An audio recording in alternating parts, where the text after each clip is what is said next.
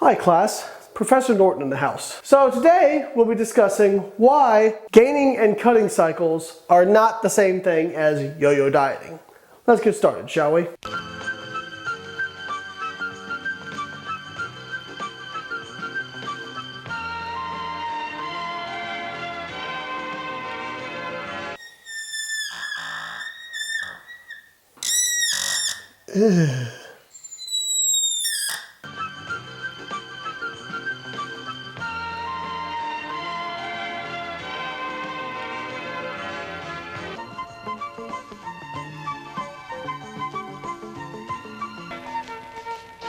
One of the questions I've been getting a lot lately when I've been talking about weight cycling or yo-yo dieting, especially my new ebook, Fat Loss Forever, is people will say, well, Layne, what about bulking and cutting cycles? Aren't they the same thing? No, and the difference is the kinetics of it, the timing, and the way you control your calorie increases. So let's look at what I would call a yo-yo diet cycle. So we have our calorie level when we start a diet, and usually when you start, you drop calories a certain amount below maintenance, let's say a few hundred calories, and then you hold them there. Eventually your weight, your fat loss, which is this brown line here, starts to plateau, and so then you need to drop them a little bit further. You do that, fat loss continues, you start to plateau, drop them a little further, fat loss continues. In pink we have our total daily energy expenditure, and in green we have our lean body mass. So when you diet, you are going to lose, obviously, fat mass. You're going to lose some lean body mass. Hopefully you're having a higher protein diet, you're lifting weights. That's going to minimize this lean body mass loss. But especially if you're an advanced trainer, you've been training for a long time, you're going to lose some lean body mass. That's just because you're near your genetic potential. You're going to lose more lean body mass than somebody who's new to training. If you're new to training and you're dieting, you may actually add muscle or not lose any lean body mass, but that's a discussion for a different time. For most people, you're going to lose some lean body mass. So all these four variables go down. So you diet, your metabolic rate or your total daily energy expenditure goes down, fat mass goes down, lean body mass goes down, though not as much as the other three. In a yo-yo diet cycle, once you've kind of reached this, you get a rapid increase in calories. People typically just YOLO after the diet and eat whatever they want, right? And so fat mass shoots back up really quickly. Lean body mass is much more sluggish to recover. In fact, in a lot of studies, they show that lean body mass isn't nearly recovered until quite a long time after fat mass is recovered, if we're talking about eating what we call ad libitum, however much you want. Again, if you go back to previous videos, we talk about this kind of energy gap where more energy is desired than is required, and you're likely to overshoot your body fat mass. Lean body mass is also sluggish to recover. Total daily energy expenditure takes longer to recover as well. So what happens with a lot of people is they diet for 8, 10, 12 weeks, and they have 2 or 3 weeks then where they blow out. Say the holidays, wedding, whatever. They regain a lot of body fat really quickly, but they don't recover their metabolic rate entirely or their lean body mass. Then they're very unhappy with how they look, so they start trying to diet again. And so they have to drop their calories lower, metabolic rate goes back down, fat mass does go back down some, lean body mass continues to go down. But if you carry these out over time, what happens is your metabolic rate keeps going down, comes back up, but doesn't quite recover. And over time, metabolic rate gets lower and lower, lean body mass gets lower and lower, and fat mass can get higher and higher just because you're having a harder and harder time losing weight. The big thing I want to emphasize is, yes, you are weight cycling, but it is different than gaining and cutting cycles.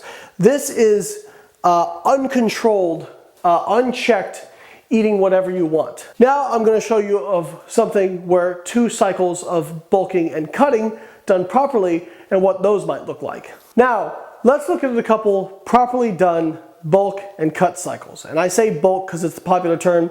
I prefer gaining phase because we're not looking to add bulk, we're looking to gain muscle. So if we do kind of same stair-step-wise approach to dropping calories, and we talk about this in Fat Loss Forever, we're going to get metabolic slowing, we're going to get some loss of lean body mass, and we're going to lose fat mass. But the real key is to recover it properly. Controlled small increases in calories over time, yes, you are still going to regain some fat mass, but you'll probably regain less fat mass than you would regain just eating whatever the hell you wanted. And what you're doing is you're giving your body time for your metabolic rate to catch back up. You're also giving time for your lean body mass to come back up. Now, when you hit the peak of your calorie intake before you start to cut again, your lean body mass has recovered and hopefully added some, your metabolic rate is recovered, you're in a good position to lose more body fat. You start to come back down. Hopefully we're instituting things like diet breaks and refeeds like we talk about in Fat Loss Forever. You come back down, hopefully this time you actually don't have to take your calories as low to lose the same amount of body fat, and then you don't lose as much lean body mass. Your metabolic slowing is a little bit less, and then you start to come back up. Same sort of deal, come back up. Now when you hit the peak of your quote unquote bulk, again, lean body mass has increased, metabolic rate has completely recovered and then some. Fat mass has come back up, as it will, but it's actually lower than the previous sections. And now when you come back down again, you're able to lose the same amount of fat mass, but actually keep your calories a little bit higher, retain a little bit more lean body mass, and retain a little bit more metabolic rate. Although this should be cut off right about there. Sorry, not perfect. Yes, they are. They are different. The biggest difference is the controlled recovery post-diet. I talk about this a lot in Fat Loss Forever. It's not just the fat loss phase that's important. Your post-diet recovery, reverse, whatever you want to call it, is just as important as your fat loss phase. Now, people say, well, what if I don't ever want to regain that fat? I'm happy with it where I am, say here, body fat wise. Well, then you could do a much more conservative reverse to get your calories back up, or you could just stay at your actual maintenance and maintain that. It depends on what works best for you, your lifestyle, and your goals. They certainly are not the same thing. And again, it's all about the timing and how you control these post-diet calorie increases.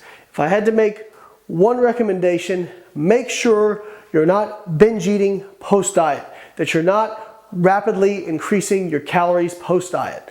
Typically what I recommend is go to your actual maintenance, so what you maintain your weight at, and then if you're somebody who says, you know what, I'm okay with adding some more body fat because I want to gain muscle or I want to be eating more, then, you know, on top of your normal maintenance, add 10-20% calories from there. If you want to maintain, stay at maintenance. Or if you want to maintain, but hopefully add some calories, you could do a very conservative reverse. That's it for this day's lesson. I hope you guys have enjoyed it. Remember, bulking and cutting is not the same thing as yo-yo dieting. Yo-yo dieting is YOLO, you're only lean once. Post-diet, just as important as the diet. You have to plan, you have to be prepared. If you are not, you will regain all that body fat and not optimize your lean body mass or your energy expenditure. All right, guys, if you want to find out more, you can click the link to get my new ebook, Fat Loss Forever. You can click any of the links below to check out more of my stuff. Thanks, guys. Keep watching, subscribe, buy my shit.